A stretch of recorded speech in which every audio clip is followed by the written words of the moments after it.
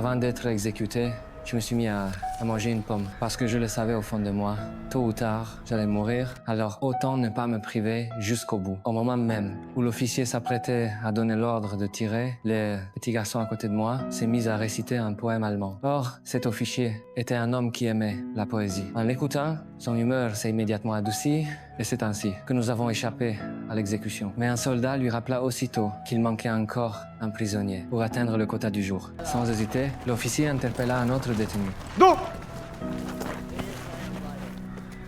Il attrapa son bonnet et le lança négligemment au loin.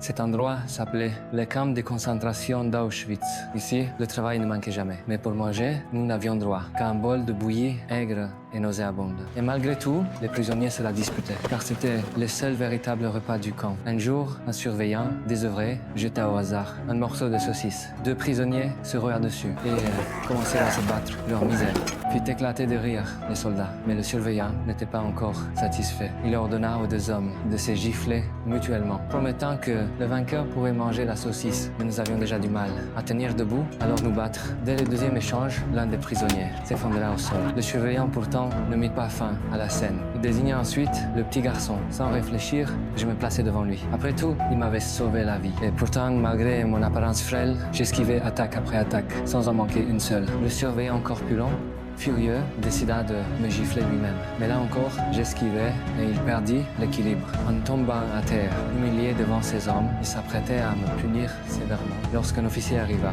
et l'en empêcha. Cet officier était boxeur, il s'intéressa immédiatement à moi et me promit qu'en cas de victoire, j'aurais droit à du pain. Très vite, nous montâmes sur un rocher de la taille d'un ring. Je serrai les poings sans attaquer. Lui seul compris. C'était le salut silencieux d'un boxeur professionnel.